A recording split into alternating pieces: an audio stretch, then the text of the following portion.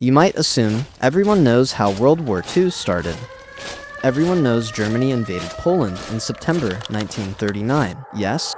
Britain and France declared war. Yes. And the world caught fire. That version is true, but it's also almost useless. Now, the Second World War didn't start in 1939. It started 20 years earlier in a palace outside Paris, where the winners of the First World War sat down to design the peace and accidentally designed the next war instead. Impressive, in a way. Most people need decades to mess something up this badly, but they did it in one afternoon. So, this is how it actually happened. June 1919, the Palace of Versailles. The war has been over for 7 months, and the victors have summoned Germany to sign the peace treaty, not negotiate it. Sign it. There's a difference, and Germany was about to learn it the hard way. The terms were extraordinary. Germany lost 10% of its land, all of its colonies, most of its army. The Rhineland, German soil, would be occupied by foreign troops. And then, there was Article 231, the War Guilt Clause. Germany had to accept sole responsibility for the entire war and pay for all of it. The bill came to 132 billion gold marks. Economists calculated the final payment would land in 1988. For context, that's a longer repayment plan than most modern mortgages. For a war Germany didn't start alone, and definitely couldn't afford to lose alone either. One of those economists, a British delegate named John Maynard Keynes, resigned from the conference in protest. He went home and wrote a book predicting the treaty would wreck Germany's economy, radicalize its politics, and produce another war within a generation. Everyone thought he was being dramatic. He was being a weatherman. The French commander Ferdinand Foch read the treaty and said, "This is not peace. It is an armistice for 20 years. He missed it by 65 days. Somewhere, there's a version of history where somebody actually listened to the guy who called the exact date. Humiliate a country of 60 million people, and the humiliation doesn't go away. It waits.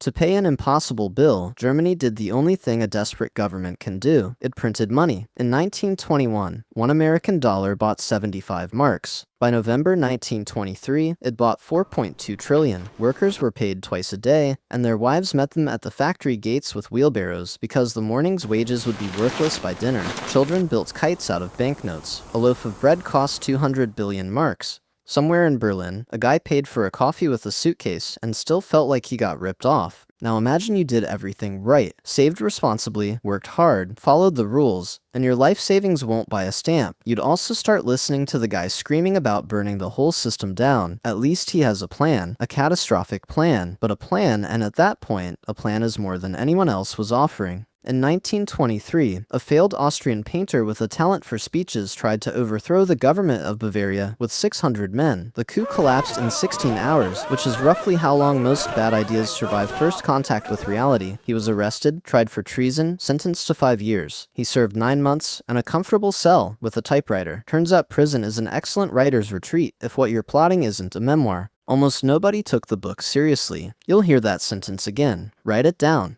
Through the late 20s, Germany actually recovered. American banks lent money, the currency stabilized, the radicals faded back into obscurity where everyone assumed they belonged. In the 1928 elections, the Nazi Party won 2.6% of the vote. A fringe movement of cranks and street brawlers, the political equivalent of a group chat nobody wanted to be added to. Then, in October 1929, the American stock market collapsed, and the American banks wanted their money back. Immediately. All of it. The German economy didn't decline. It disintegrated. By 1932, 1 in 3 German workers had no job, and the fringe party of cranks was suddenly the largest party in the country, at 37%. Desperation isn't an excuse for what came next. It was the fuel, though, and somebody was about to strike a match. In January 1933, the conservative establishment made the worst personnel decision in recorded history. They appointed the painter Chancellor of Germany on the theory that once he was inside the government, surrounded by sensible men, he could be managed. Within 2 months, said Franz von Papen, the man who arranged it, "We'll have him squeezed into a corner so tight he'll squeak," a sentence that should disqualify a man from ever making predictions, plans, or important decisions again.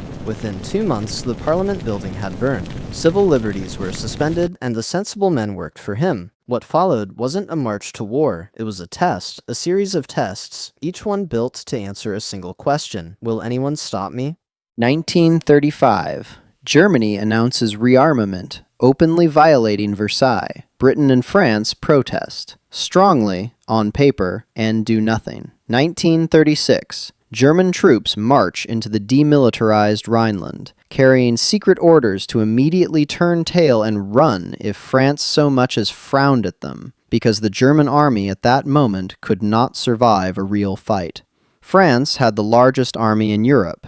France did not frown. France did not do anything. Historians are still not entirely sure what France was doing that week. 1938. Germany absorbs Austria. Britain and France send diplomatic notes, which is the international equivalent of a strongly worded email.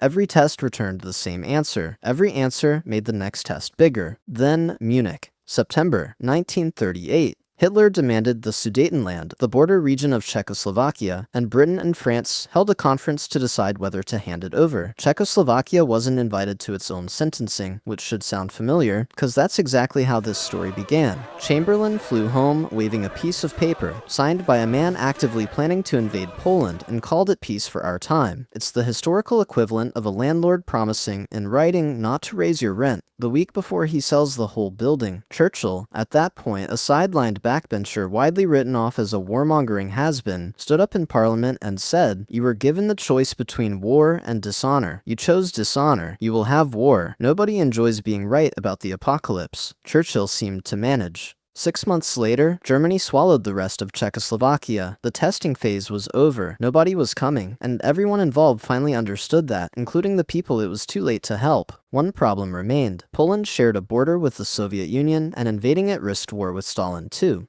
So, in August 1939, the world woke up to something impossible. Nazi Germany and the Soviet Union, sworn ideological enemies, whose propaganda described each other as subhuman, had signed a non-aggression pact. That was the public part. The private part was a secret protocol in which the two men running Europe's largest tyrannies drew a line down the map of Poland and split it like a pizza neither of them had any right to order. Stalin toasted Hitler's health. The fuse was lit from both ends, and the jokes end here, because what happened next wasn't funny to anyone who lived through it. September 1st, 1939, 4:45 in the morning, a German battleship on a friendly port visit to Danzig opened fire without warning. 53 divisions crossed the Polish border. 2 days later, Britain and France, having run out of things to concede, declared war. The war killed more than 70 million people. That's why the question of how it started actually matters. It started with a peace built on humiliation. It grew in a wheelbarrow of worthless money. It was hired into power by men who thought they could manage it, and then it was tested step by step against a world that kept deciding this concession would surely be the last one. At every single step, it could have been stopped, cheaply. In 1936, one French division would have ended it. Every step it wasn't stopped made the next one more expensive, until the price was 70 million people. Chamberlain stood at his window on September 3rd, 1939, an old man who had wanted nothing but peace, listening to the air raid sirens over London. He didn't know it yet, but this was the last day of the world that thought it had bought peace. See you in our next video!